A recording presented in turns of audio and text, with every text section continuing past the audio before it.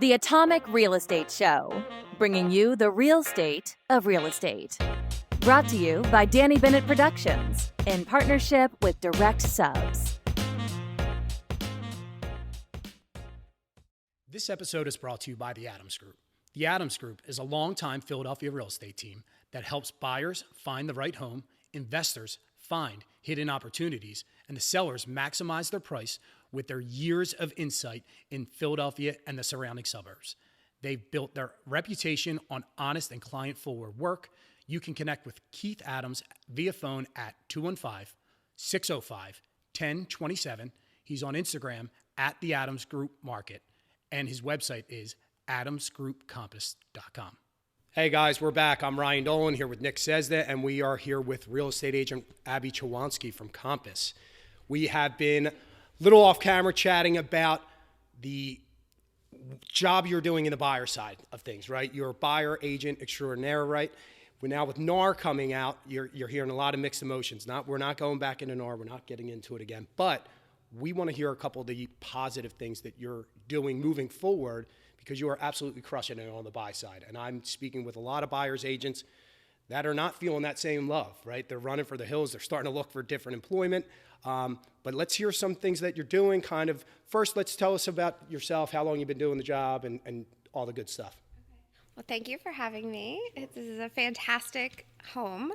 I'm sure whoever sells it will be very lucky to live here, and whoever brings a buyer will be very by the way, happy. we're at 225 Yeah, this house is amazing. Northwestern Ave, again, shooting. It's a 6-bedroom, 7.5 bath, $2.8 million home. 1.5 acres. 1.5 acres, tucked away on the border of Philly and Montgomery County. I couldn't help but bring that up because obviously I walk into homes all day, and this one is amazing, ridiculous. It's pretty outrageous. A fellow Compass agent is actually listening as well. I saw Keith that. and Sean Adams. Yeah. So anyway, all right, bringing it back to me, not the home. I am a resident of Havertown. I grew up in Havertown. I live in the house I grew up in. It's very Delco. I went to Haverford High School. I went to Pitt, lived in the city, came back, and my husband and I ended up back in the house I grew up in. We inherited it from my mom. And now we have 2 kids that are in the middle school. My son, Luca, is 13 and 7th, and my daughter, Zoya, is 12 and 6. 2 dogs. And yeah, I mean, Havertown is definitely a good spot to be. It's changed a lot since I lived there back in the day. Yeah, so you're seeing a lot of the old, so you're seeing a lot of the new wave come in, right? Yeah, and you're helping these guys get in here. Yeah, I mean, and then bringing it back to home value. I mean, it's insane what homes are going for in Havertown. Have they jumped tremendously from when you grew up? Oh, yeah.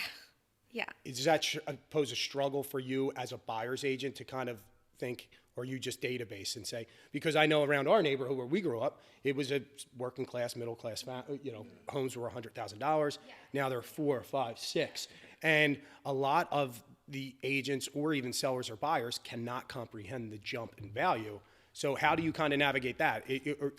We know that area is great, but for your buyers, how do you kind of tell them? Yeah, well, I mean, it's all relative. Like, a lot of them are coming from the city or wanting to relocate from apartments, rentals. Havertown's a great spot for first-time home buyers, which I love working with young families. A lot of the older residents in the neighborhood have been, leaving and moving out. So those homes allow for people to get in at a little less price with a little bit more renovations needed. But yeah, I mean, I think it's just relative to the market. And I do think Havertown single family homes at like $450 to $650 are affordable. Where in some neighborhoods, like Collegeville, Garnet Valley, like you can't get anything for under $650, $700. So yeah, I think Havertown's an all around, good spot to be. Do people target there for the school district as well? Yeah, it is a desirable location for school districts. And you're close to the city, you're close to the airport, you're not far from King of Prussia, so it is a good. How are taxes over there in They're okay. For instance, for a single family home that's $450,000 with probably 15 to 2,000 square foot, I would imagine. What's the average taxes on something like that? 7 to 8. Yeah. Maybe. Now you toe the 9. line, really. So Yeah. where you do a lot of business, it's right on the Monco and Delco line. So Yeah. does that play a factor for your buyers? Do they mind at that point? because, you know, on one street you can be in Delco and the next street you're in Monco. Does that? Yeah. No, I mean, I think it just depends on the needs of the clients.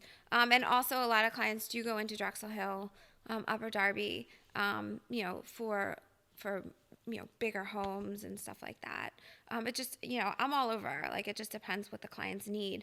And I'm super familiar with that area, so I'm able to kind of pinpoint and eliminate some of the guesswork for them. So why the buy side, right? Because when we speak with agents, everyone says the list is where you want to be, right? Because you're sitting on gold, you don't have to work so much. But if your makeup is different, and I know your makeup, you're a straight hustler, right? So you're going to, I would think you do better on the buy side. What do you like more about it? It's more time away from the house, more time away from family. So tell us kind of why you like that part.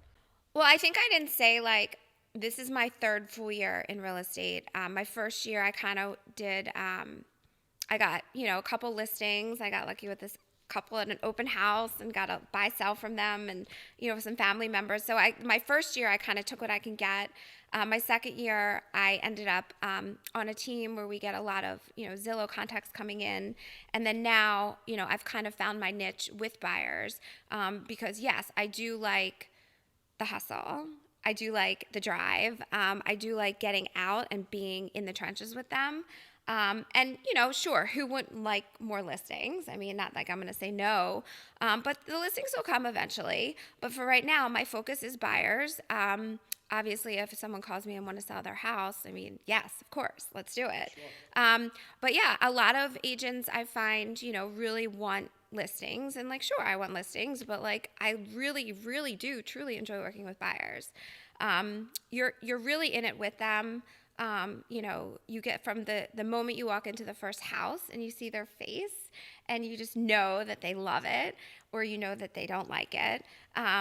And honestly, I mean, I look at it as shopping. Like, I'm a good shopper. Yeah, I was going to say, you're genuinely surprised or, you know, disappointed, but that's great. So you work for an awesome team, right? So, and you don't have to tell us the special sauce internally of how this all works. There's got to be some agents that shy away from the buy side, right? For specific reasons, stages of life. Maybe that's something they're just not actively pursuing as much as listings.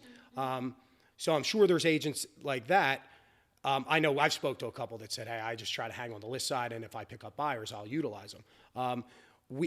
So tell us a little bit about the story when we first met, because I was telling these guys earlier, you were on the list side. You were actually on the list side of one of the deals we closed. That's how I met you. Jill and Gus, I was buy sell with them. That's right. Okay, so that you were the buy sell side. Went out to lunch, saw this girl's hustle, and I'm like, got to stay in touch, right?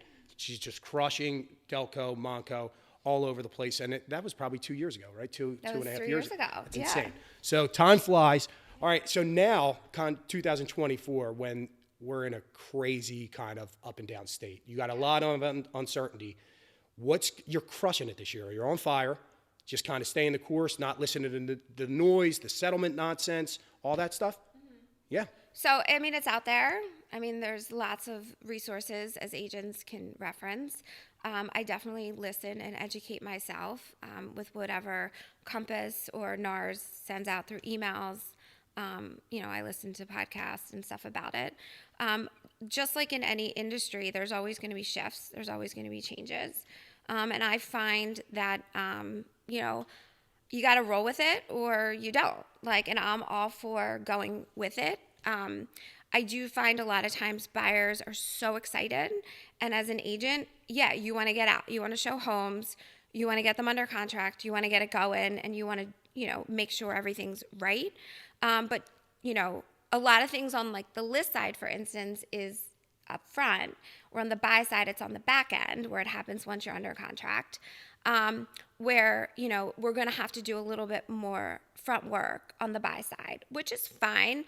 Because just like, you know, when you meet a buyer and they want to see a house and then you're like, okay, get pre-approved, you know, it kind of eliminates the bullshit. You know, the people that aren't going to get pre-approved aren't going to buy a house. If the people that aren't going to listen to you and make recommendations and slow it down and be like, okay, you can't really afford this. If you're looking for this, then you should look here.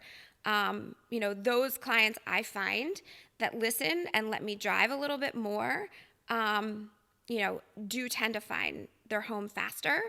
But I also think, you know, come July 1, I mean, are we going to have to show a buyer's agency contract before we open the door for someone? Possibly. Just like with COVID, we had to show waivers before we showed a house. But if people forgot how crazy you went to buy side, that your job was through COVID. I wasn't actively selling then. I didn't have my license then. But I did hear stories about that, and it lasted for a couple months, So we might have to do that, which is fine, because at the end of the day, these forms are put in place to protect us as agents and protect the consumer as well. And it's not going to be, it's a disclosure situation that instead of saying, okay, now you want to buy this house, we're disclosing all these legal documents to you. It's going to be like, okay, you want to look at a house. These are documents you're going to have to consider before. You want to buy a house. These are additional documents you're going to have to consider after. So with that being said, what advice do you have to potential home buyers? Not even that they would utilize you, just a potential home buyer. What should they do? What things should they have in place to make the right decisions on who to pick, on how to pick the right agent for them? What advice do you have for that person? Yeah, I think definitely pick someone that works similar to you. Look, I'm a really hard worker. I'm complete, transparency. I'm available all the time, which is sometimes you're too available. Yeah, I good say it all and the time, bad. way too available. But I've definitely had people that didn't want to work with me for whatever reason. Like, I'm not for everyone. Not everybody is for everyone. So definitely find someone you mesh with, because you're in a relationship with them. You're in it to win it, and it could go great or it could go bad. But at the end of the day, like, my fiduciary duty to my client, even when things are bad, is to stick by them and make sure things get done and they're protected. But I think a lot of times with buyers, definitely find an agent that's familiar with the neighborhood you're looking. I go a lot of places, and I've run into a lot of the same listing agents and stuff. I do find my strength to be, closer to what I'm comfortable with.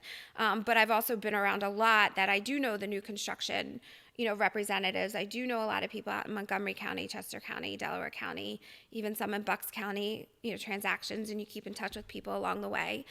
So find someone that's well-versed in the neighborhood you're looking at, and, find someone that's committed to you with your timeline. Like, if you can only go out and look at homes on the weekend, and, an agent might not want to work on Sundays for whatever reason, they might not be a good fit for you.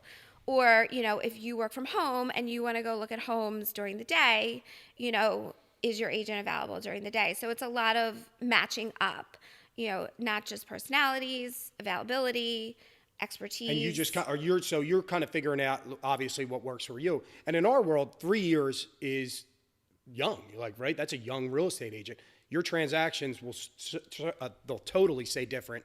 And the hustle, obviously, is different. What I like most about you, and I find most inspiring about how Abbie works, is, she'll get first-time home buyers, and a lot of first-time home buyers, one, they're obviously scared, but they don't know what they want, or they think they know exactly what they want. Abbie will help educate the hell out of them, but she helps push them out of their boundaries, right? Like, oh, I have to be at this zip code.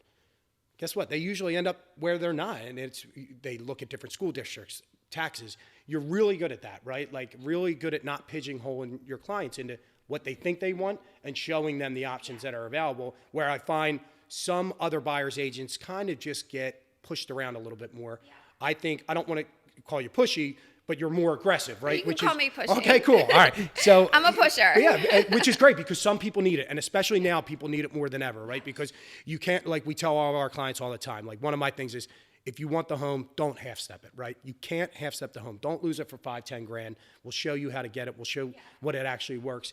And I guess then you push people to make decisions quicker, because this market requires it. So tell me kind of how that works, because I'm sure that gets uncomfortable for a lot of young buyers agents that don't think they want to do something that you actually can help them. Yeah, so I'm like an open book. I mean, sometimes too open. So I'll tell them, I'll be like, if you tell me you want this house with this in this neighborhood with this price, like, I will find that for you.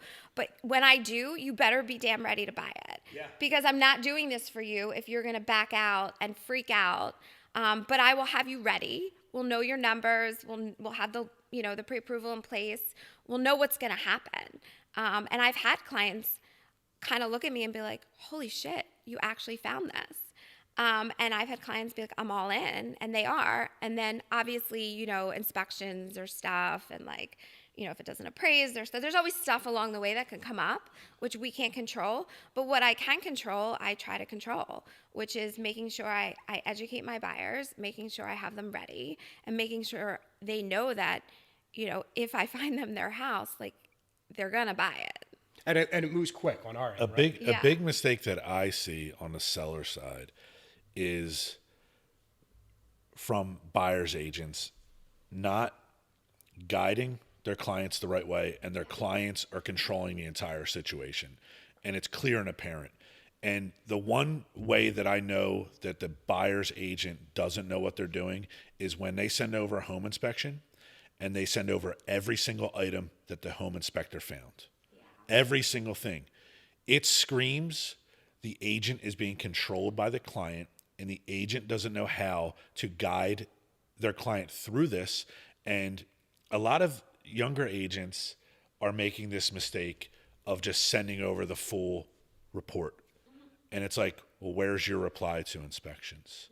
And they don't even know what that is. And there's people, they're not on teams. They're not being guided the right way. They don't even know what the hell they're doing. Well, tell me, hold on. So let me slow you down, because mortgage companies don't require home inspections, right? We obviously always encourage our clients to do so. Sure. So I don't really get too involved in that. So as a seller, when you guys sell and you get an inspection report that's this long, is it sometimes where you just turn around and say, I'm not even dealing with this person? Yes. And you can lose a deal right from the jump? If it's my wife listing it, she will literally pick up the phone and call them and say, send me the termination.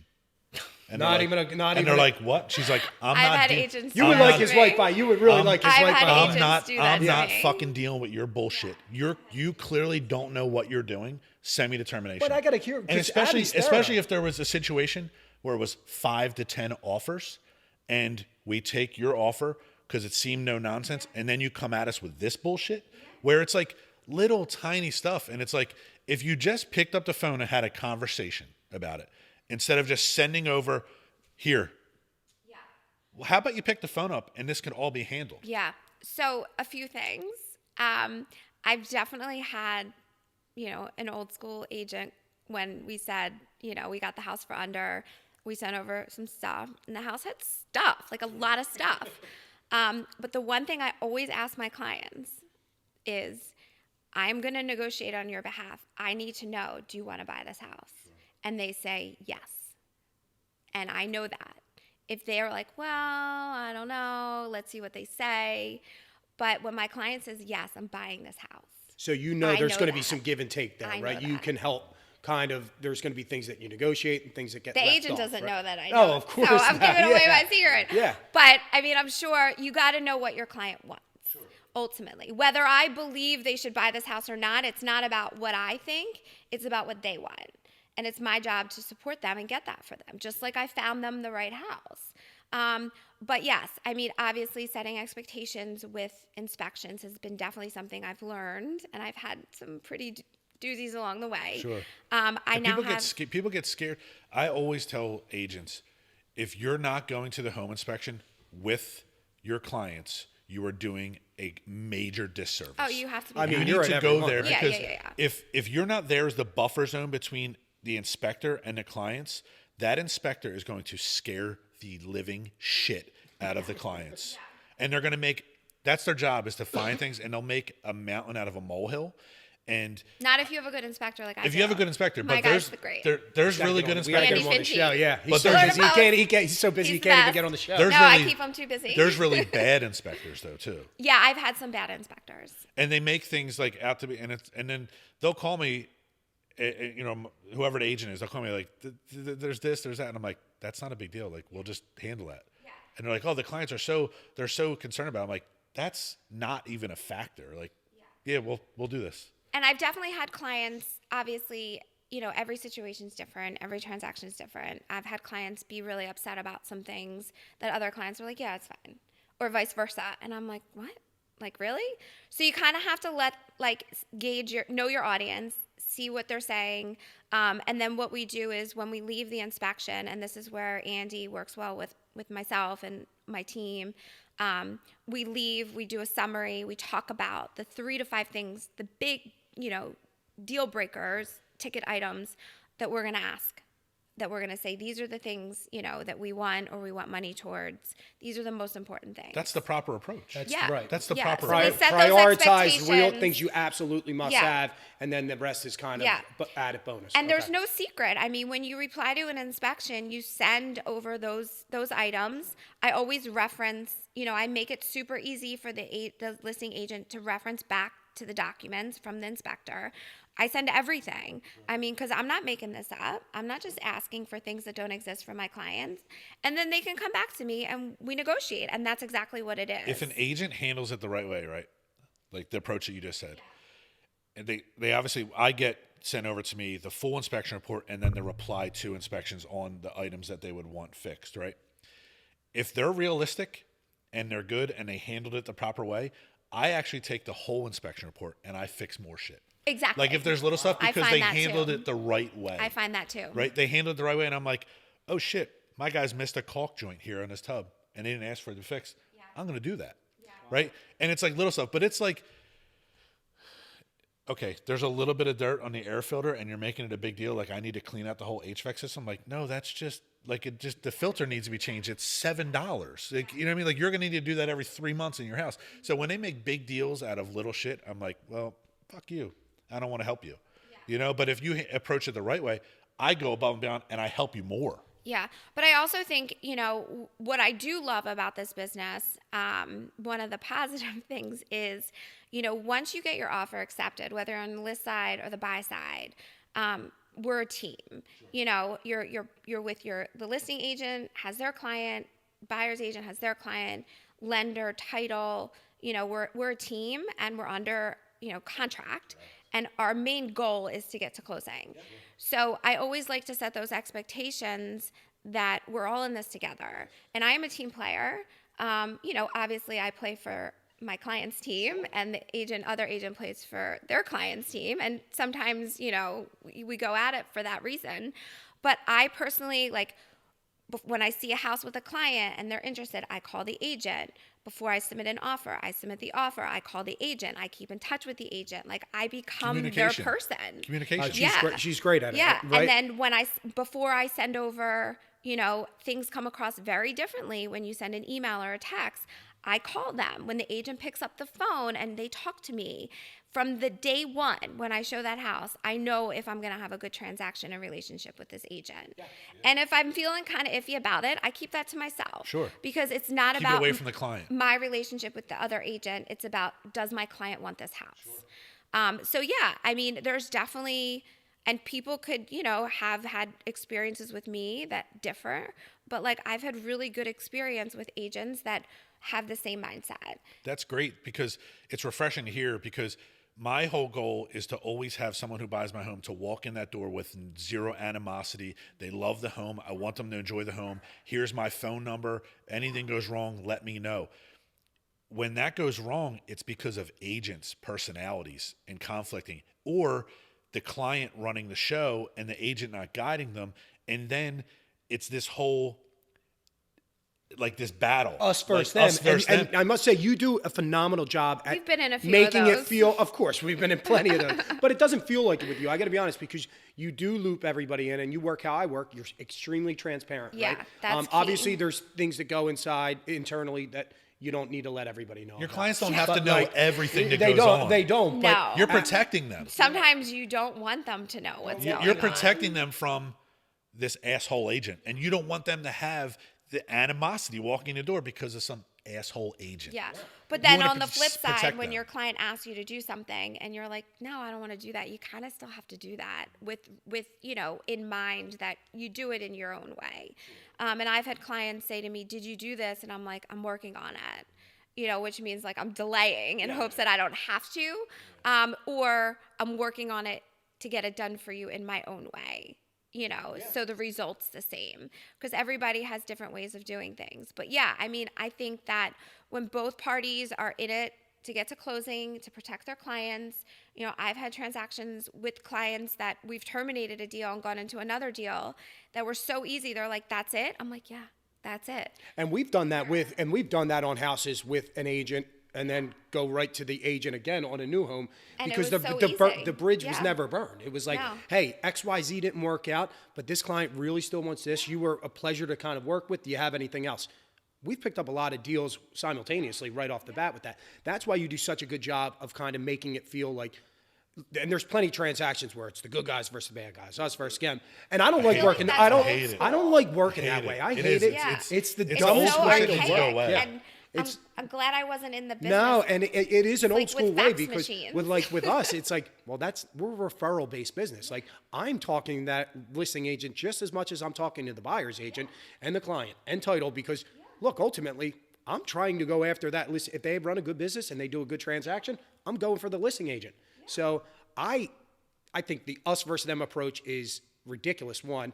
And if you don't think your clients pick it up, you're wrong, because they do. They could totally see it. I mean, I've had clients that I've brought to you from listing and then ended up using you for buyers. Same thing with my inspector. They loved my inspector, so they use The goal is just for their find them clients and- what they want. So Yeah. it's like, if it's not this house, it's just this house. Do you have anything additionally? Like, I don't think we've ever had a deal where it's like, screw this agent.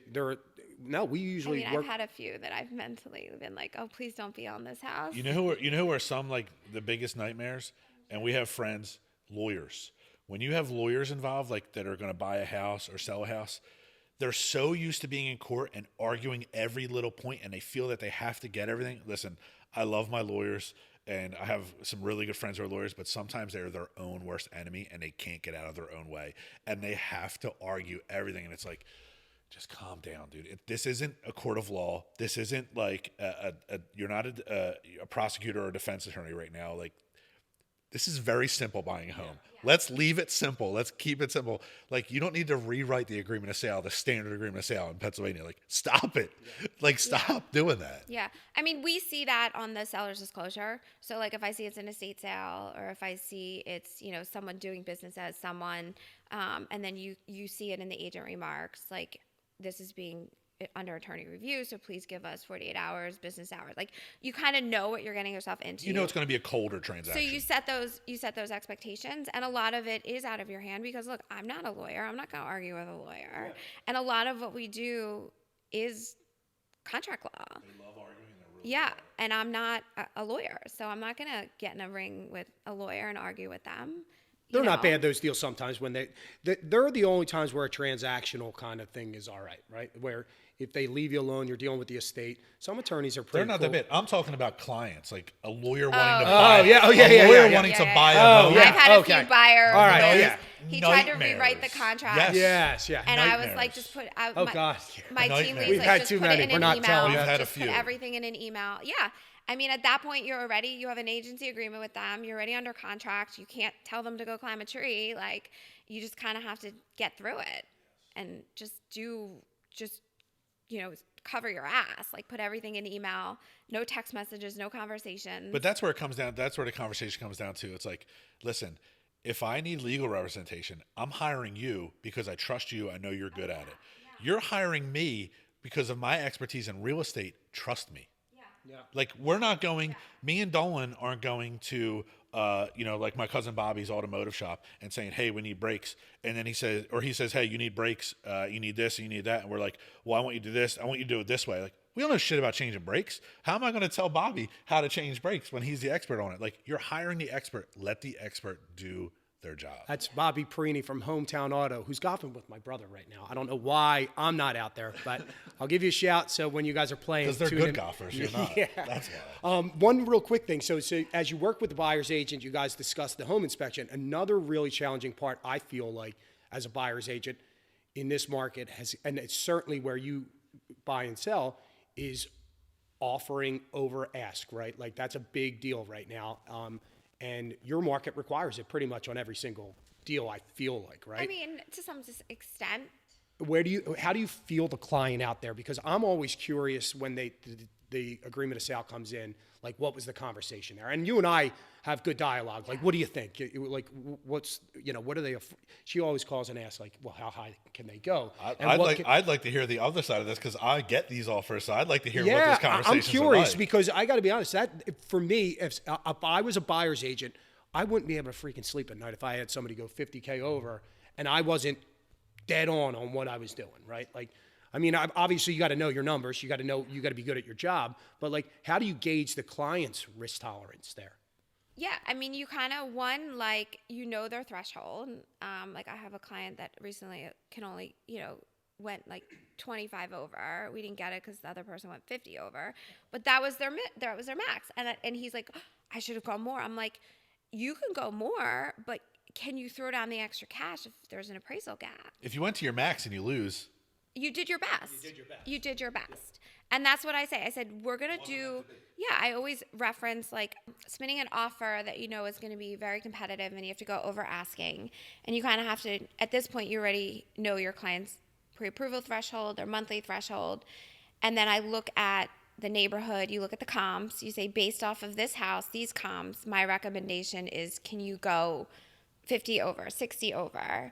We escalate up there. We don't just throw it out on the table. But then I explain to them that they have to be willing to cover the gap. And sometimes they can, sometimes they can't. And again, when you're up against one offer, two offers, whatever, it doesn't matter. I always tell my client that we will put our best foot forward, and you have to be the better burger. It's an analogy of, there could be two burger places across the street from each other, but one's crowded, one's not.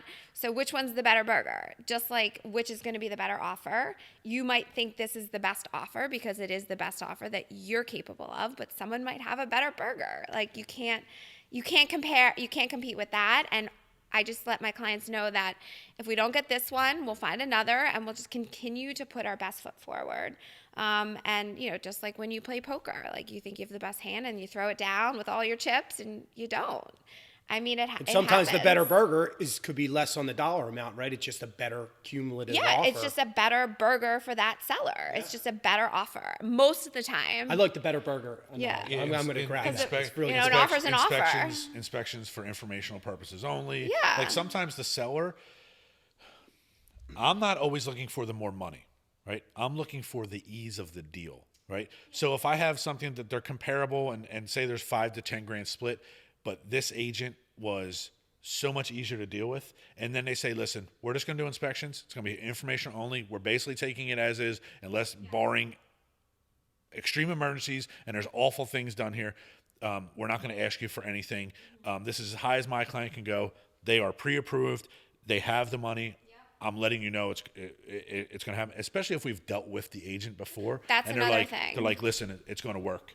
And we're like, okay, I'm going with this offer. Yeah. Right? It's not just about the money for me. It's about ease of deal and is it going to get to closing time. Now, also too, can you close it faster?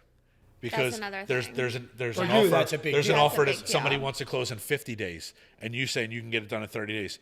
Can you get it done in 30 days? Because my title company can. So are you willing to work with my title company, this and that, or is your title company good? And so there's those factors as well as not just money. But that goes back to the team effort. Yes. So once you submit your offer, I've had agents call me and say, I like you. I like the way you've kept in touch with me. I like your client, financials or offer, or deadline, timeline. I've seen people say, I like the lender that's on there. Like I've seen all that. That's huge for me. Yeah. We've talked about that plenty of times. And they come back and say, okay, but I need you to close in this day or this time, or, we're considering going with you because of all this. Whether, what it is the highest or not, you don't know unless you're up against an escalation, but it's the whole package. The whole package. For that seller. So for us, like, there's not all the times where we actually work with that person. So it's not the real estate agent's job to make them comfortable with the lender. I'm picking up the phone and I'm saying, all the time. Every single time. I mean, I never send an email. And a minute I send out an offer. The minute it goes out, I am on that phone and I'm introducing myself. Tell me what's important to you and I'll tell you about my business, what we do, how we do it.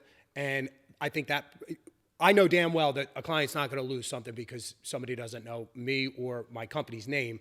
They're not going to lose a deal over that, right? So, like, I think that's step one. I know you call all the time, even if I'm not on the deal. You say, Rye, what does this look like? I say, yeah, no, get a little more information. But what Abbie's good at and what you're good at, and I'm going to play devil's advocate here because she deals with the more buy side. You're always dealing with the sell side. All right, I come in with cash, right?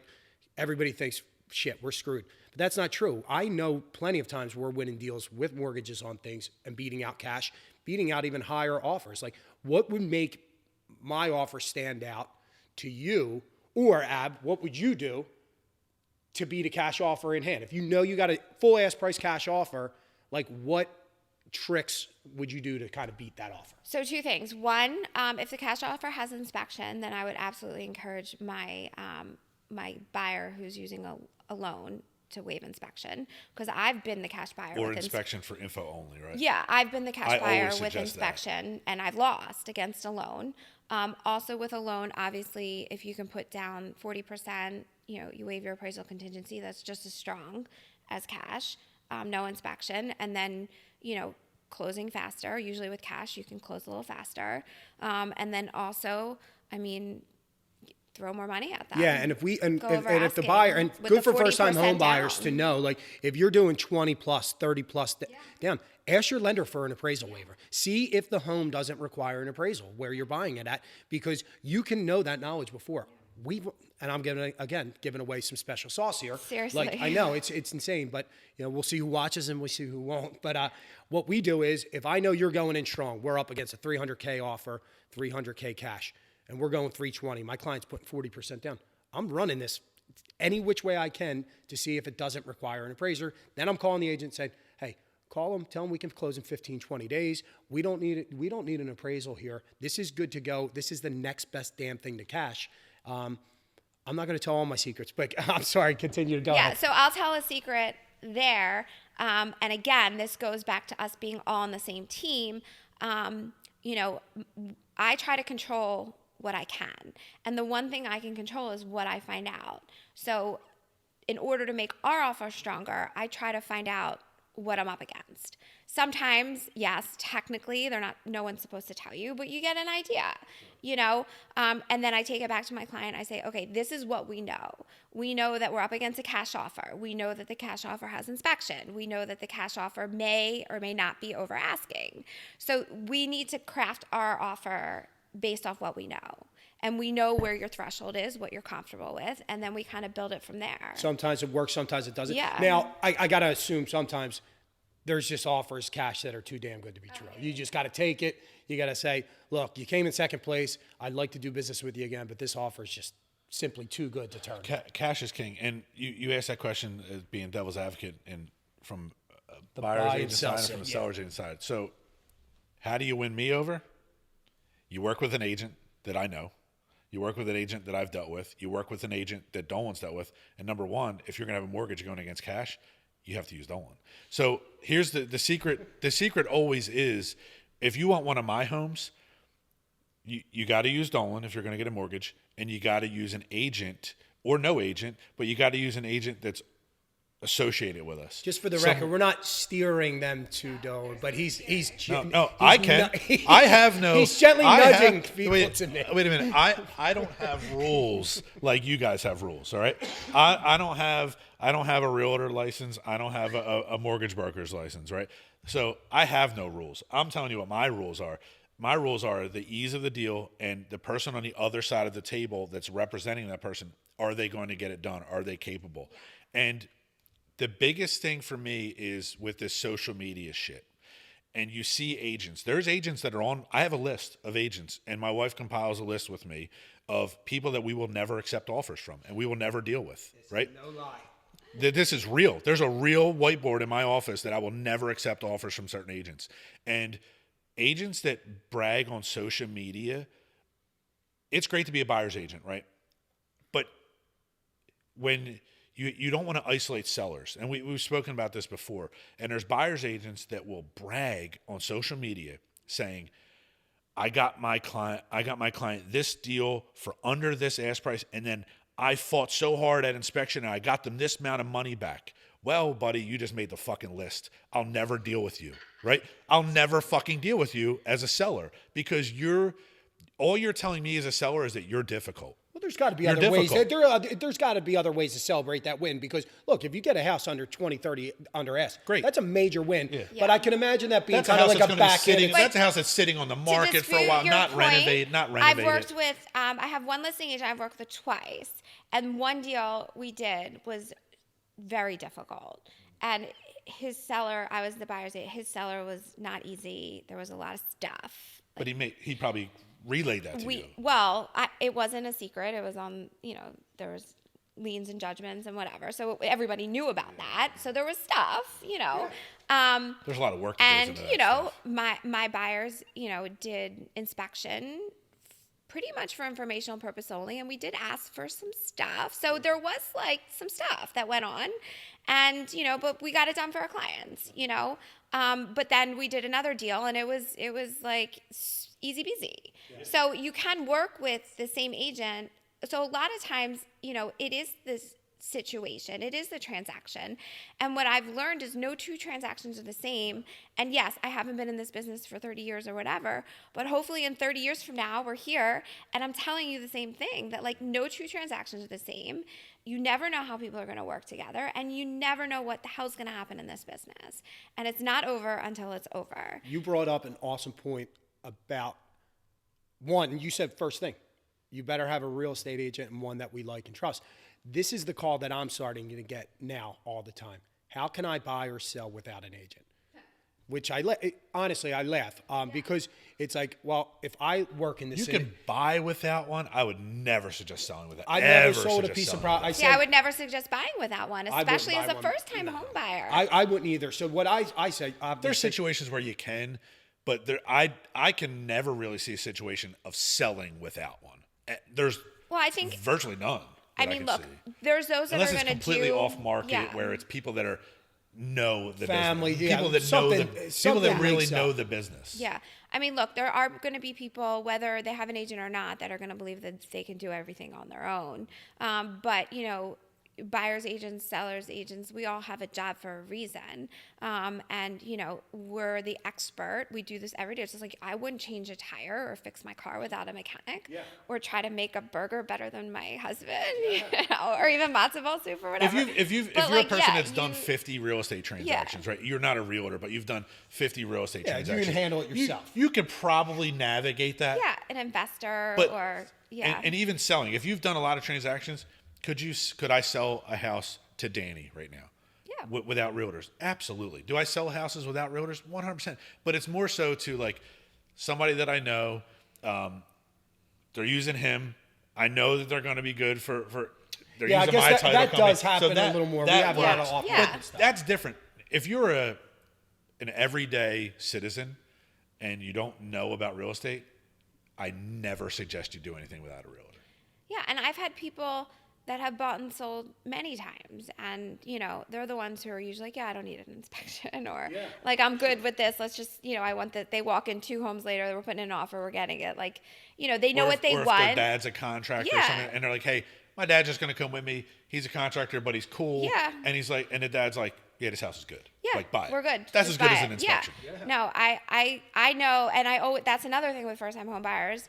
If they're buying, and especially if they're getting gift money or whatever, and I always say, like, when they're young, I'm like, okay, if we see a house you like, or mom or dad or family member that's going to want to come look at it with you, because we're going to start getting, used to them just coming with us. And that's what happens. And usually when I know mom and dad are coming. Be nightmares too. Well, parents love me. Because, I'm a good, age. Because, I get along with the younger ones. But I also they realize I'm not that young, but I'm not that old. And you're not getting steamrolled, really. No. Yeah, and I'm fully transparent. Here's a question for you. When parents come along, right? I love that. I know I'm in for it. No, it's the whole not paying list price, and they can't even concept the fact of, well, if it's listed for $300, why are you offering $350? You can't offer $350.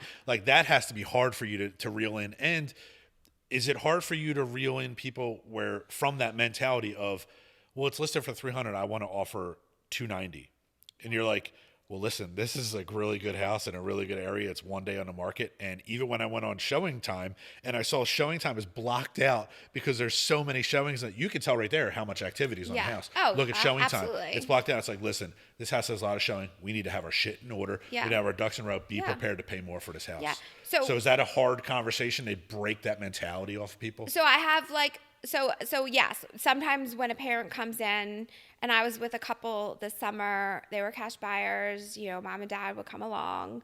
They would look at this house and be like, well, I don't think it's worth $750. I think it's $650. I was like, okay. I was like, if you want to do an offer for $650, we can do it, but you're not going to get it. Yeah. And you're just going to, but you don't mind But just sometimes they need to do that to see. And I'm like, fine, let's write an offer for $650. I'm more than happy. We're all wasting time here, though. Yeah. Let's waste your time. So then next time when I tell them what they need to do, which happened, they listen to me, and then it's a better offer, and they listen. See, what I like about this whole changing landscape of real estate, real estate agents sometimes get a bad rap, right? Lenders the same way. We went through we were the punching bag. We still are. I actually look at it as a positive. Like, you guys get paid a commission for a specific reason, and you get paid well for a specific reason. There's so much that goes into the damn transaction. I mean, it is crazy that I buy and sell, and every time I use a real estate agent, there's no doubt about it. Who can give me the most value? Who can help me with my needs? It's not, hey, I like this person. I went to grade school with this person. It's who can deliver my needs, really. It's really simple to compartmentalize this. And I think, like I said, the first call, and 50% of the calls I get now are, how can I not pay a real estate agent? And my first rebuttal is, you have to reshift your goals because you're not focusing on the right things, right? You're not focusing on number one. What agent can actually get me this? Yeah, what agent can get me what I want? How can I hit my goals? You're thinking about how you can hit your goals by saving money and burning the expert. So you touched on something that Abbie was talking about earlier, where we asked her in the beginning, like, what do you recommend for buyers do? And the one thing that came to mind was, and you just kind of touched on it, like, this person is an agent.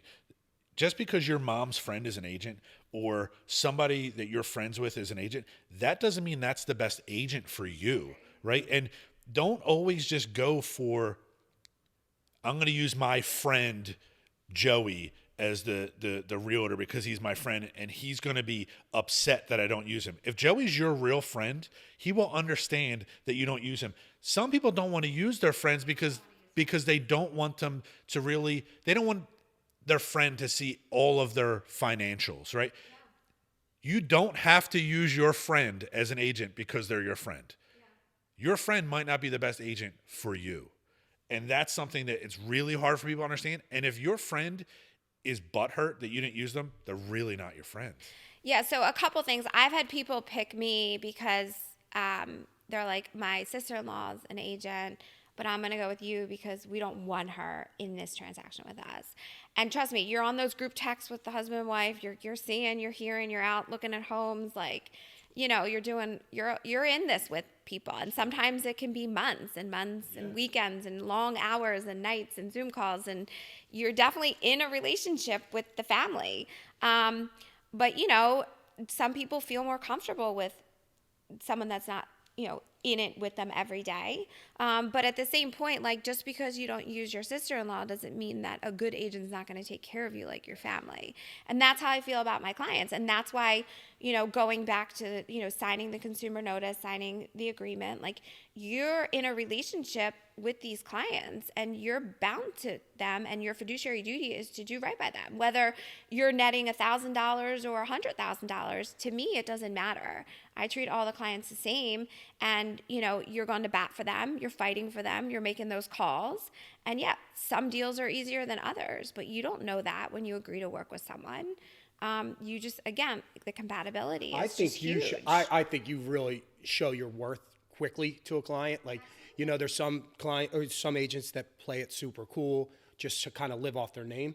Well, if that's not what type of buyer I am, I want somebody involved in the deal, somebody I know that's going to be a pit bull, kick some ass for me. Like, I'm going there. Like, when we get calls and they say, hey, like, I'm looking for a house in Monaco or Delco, and I know Abbie's rocking and rolling right now, like, she's going to get a deal. 3 years down the line, if she's not keeping up, she may not get the deal, right? It's all about who's adding the most value at the time, knows your deal's going to get to the table. You kind of know what clients will work with good lenders and local lenders. Like, that's important to us, right? And then, it's funny when you say that, like, because we're all humans and we look on social media, and I say, damn, that agent closed a deal with that guy.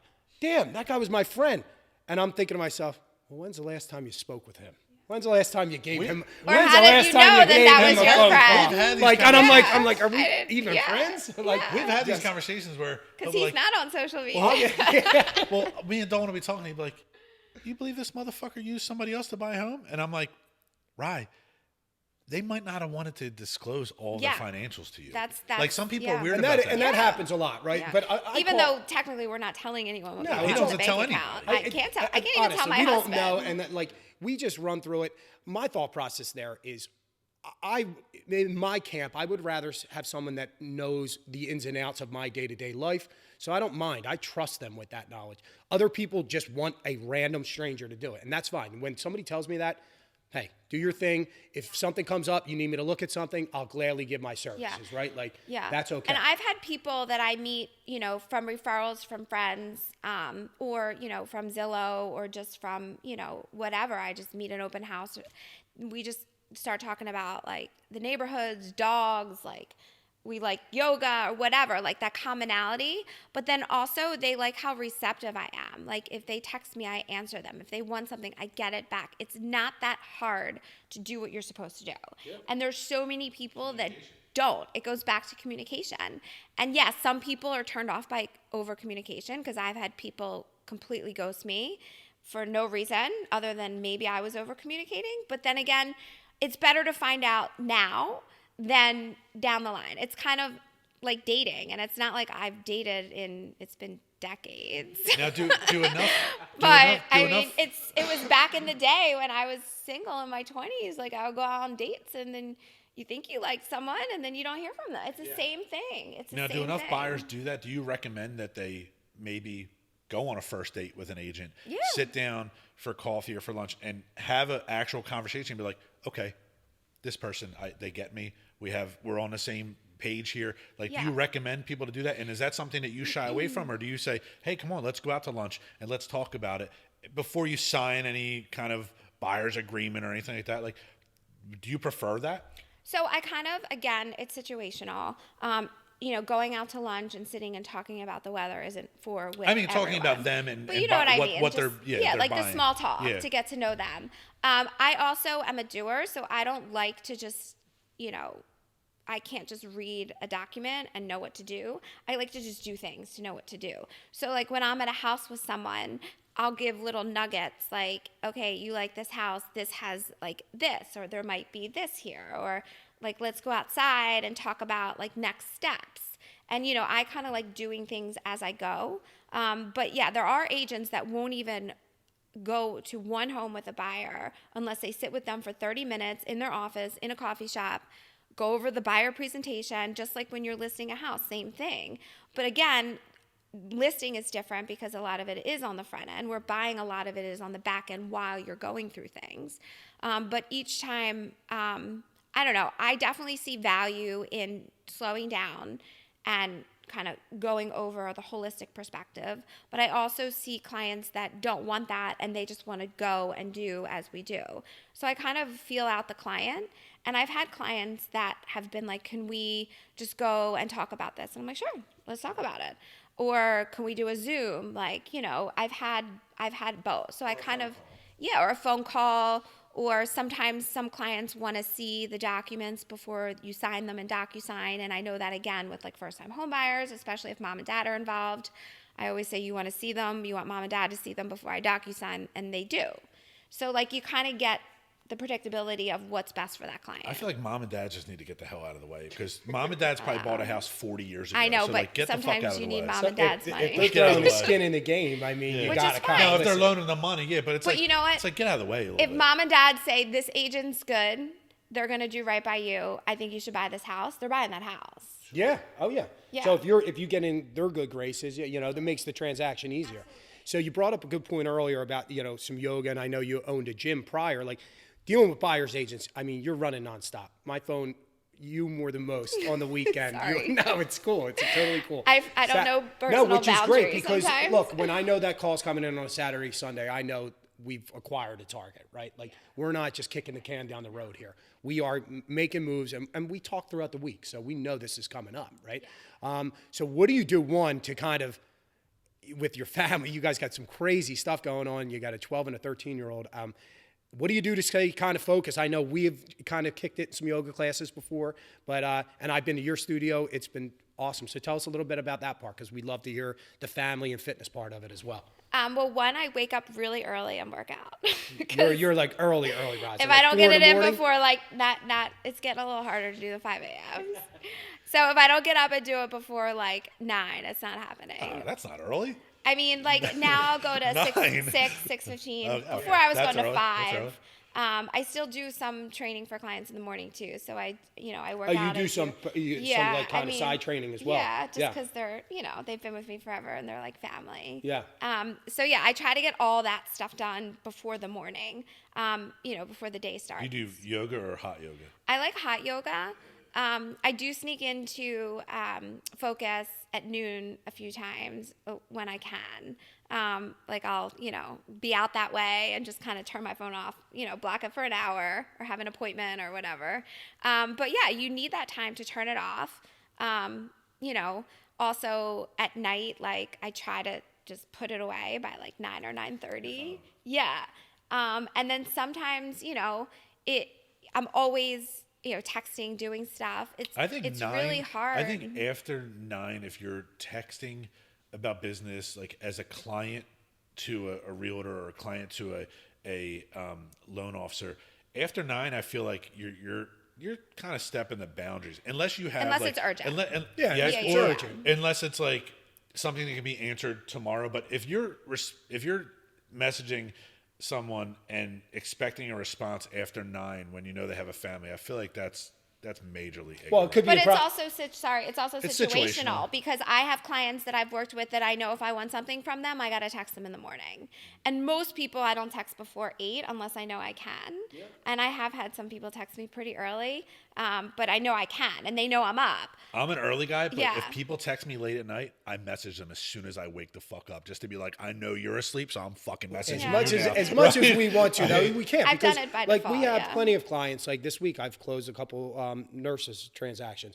They work insane hours, but if you don't set that expectations from a realtor standpoint, from a lender standpoint, like, hey, Tuesdays and Wednesday nights are my nights to take late calls. Like, I can discuss it. If something is absolutely 911, get on the phone with me. Yeah. But like Tuesday and Wednesday or Tuesday and Thursday, whatever it is that week that you have set up, I let that client know, like, hey, I'm taking calls till 8 or 9. Early in my... We've been at weddings together, and this dude's taking calls. Honestly, I've been at dinners where I have to get up and leave. And I've been at my own wedding answering calls. I've been at funerals. And as you look back and you progress, it's like, well, one, I wish I hadn't done that, right? Like being at the birth of one of my kids, writing out pre-approval. Sadly, that happened, like both times. So it happens. And that's the way we think. It's not such a big deal to me, but as I've gotten older and as my kids gotten older and as I've listened to my mentors, like we're moving from 6 a.m. to 9 p.m. anyway. Put the freaking phone down. Take a couple minutes for yourself. Decompress a little bit, because you're doing no good if you're up late worrying about the deal and then you're sleeping in late. You need a good partner for that too. Like your wife's awesome. Like, yeah, she's. You could be standing there having a conversation, right?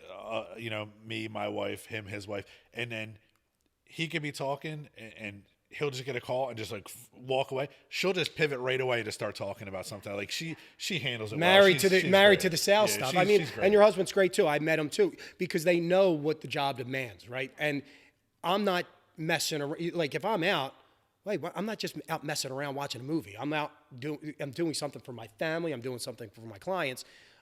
Do I want to all the time? Hell no. Do my kids want me to? And now they're getting to the age where they're playing on our strings, right? Daddy, you really got to go stay away tonight, or you got to do this. It's like, buddy, it's for work. You're like, one day you'll get it, but like.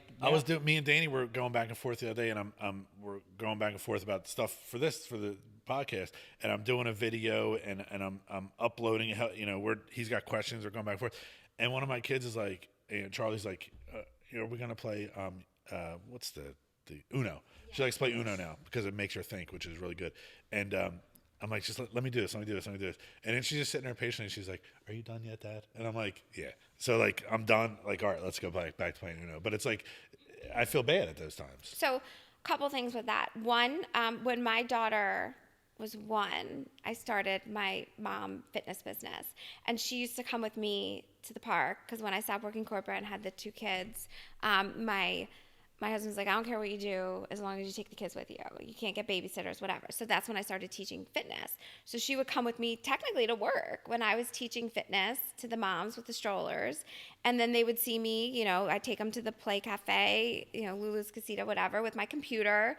And now it's the same thing. Like during spring break, they wanted to go to Topgolf. I'm like, fine, I'll take you to Topgolf. But I was on the phone on the way to Topgolf. I was at my computer, you know, at Topgolf.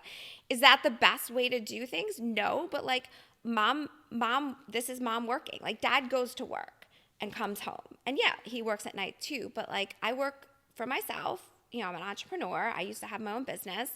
I was a mom that worked, you know, you make it work. In our business of real estate, you know, it's not 9 to 5. It can be 24/7. And honestly, I mean, when I need to go on vacation or I need to take a weekend off, like I give that time to myself. But for the most part, like it ebbs and flows. And the beauty of it is with iPhones and stuff, like you can work from anywhere, which is great because I've literally been like a Wi-Fi junkie a couple weeks ago. I think I was with you and I was in the doctor's office and I was like, I just gonna stay here. And I was like, can I please just get on your Wi-Fi for an hour? And I sat in the back of the waiting room because I knew I was gonna be in the car and I'm like, like a junkie. I couldn't get on my hotspot in my car and there's no Starbucks and I was just like, I need Wi-Fi. But honestly, like I don't, it's not that I don't care. My family understands. Yeah. They support me and they know that, you know, this is who I am. And if I'm working, you know, I'm doing things, I'm independent. My kids become more independent because of it. My husband, everyone's more independent, even the dogs, you know? And also, like, if mom's working and closing deals, then we get to go on vacation.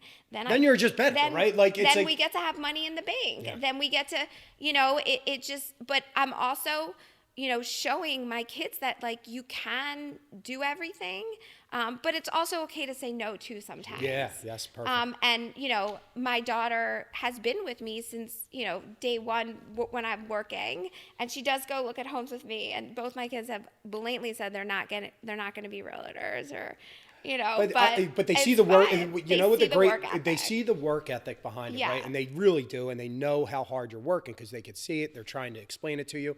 I know your kids go on your job sites all the time. Yeah. They do videos. I think it's cool to kind of show them, hey, this is what I'm flipping, or this is the house I'm selling, or this is the hotel we're putting up. Yeah. Like it's cool, and it's something that, I mean, ultimately that's what you're busting your ass for anyway, right? It's for them. It's for them. So, it's for your family. And like you say the vacation thing, and obviously in our industry we think it's hysterical when we set up vacations. I mean, you guys always break our stones for going on vacation, but we say, well, one, leading up to it, it's a nightmare, right? And then when you get there, it's torture because that's when all the deals come in.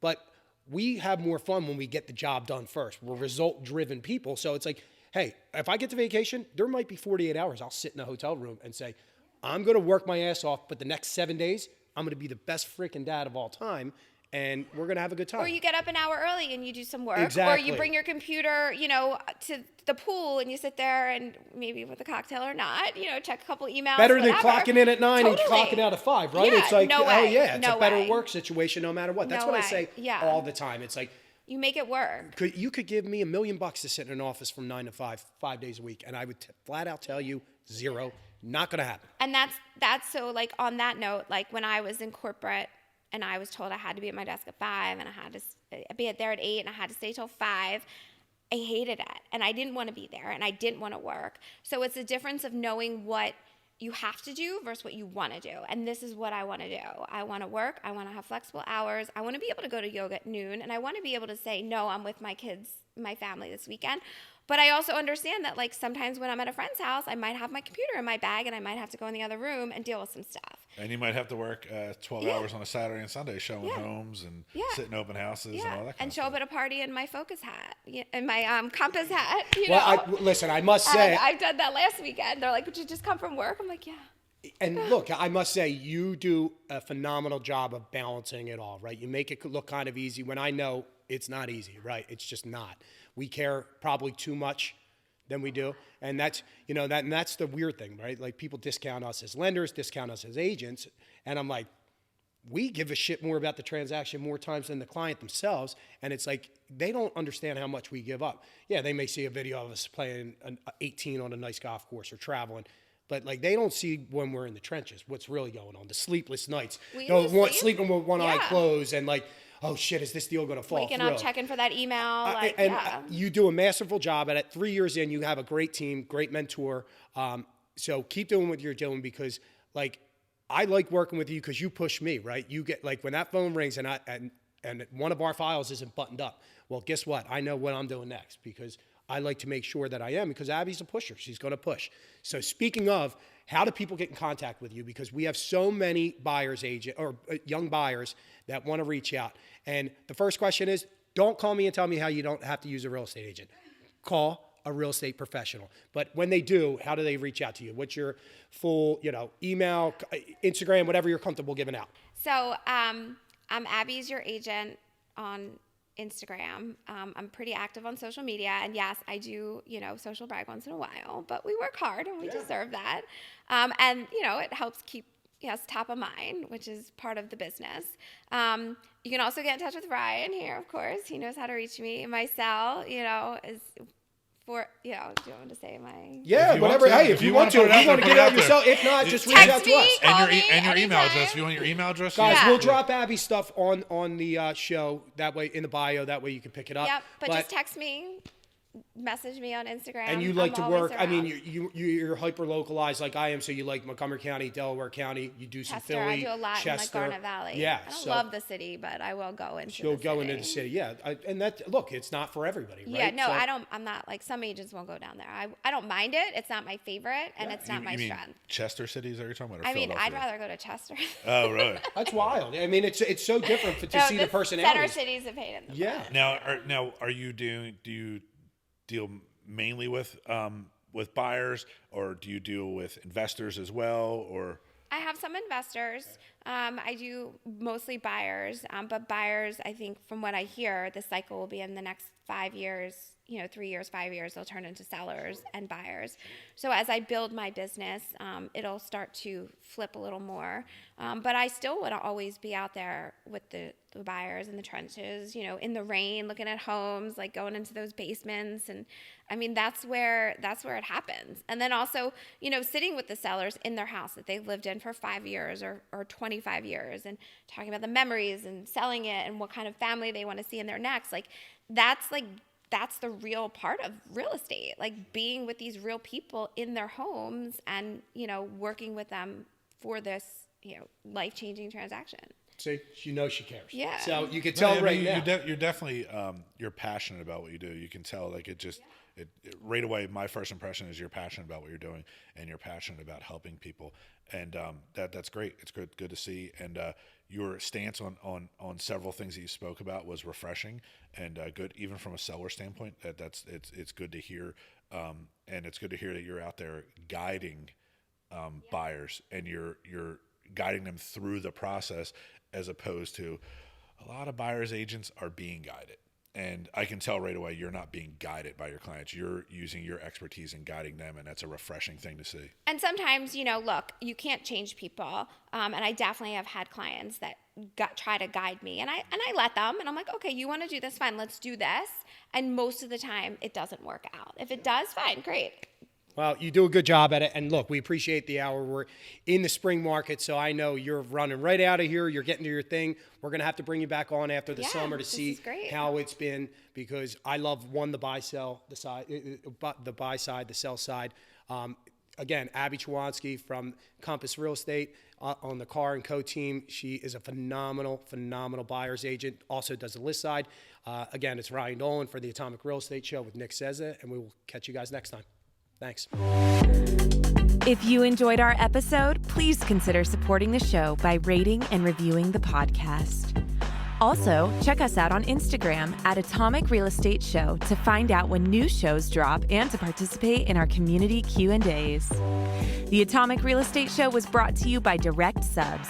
Direct Subs is the #1 place for real estate investors to connect with local contractors for their flips, rentals, renovations, and new construction projects.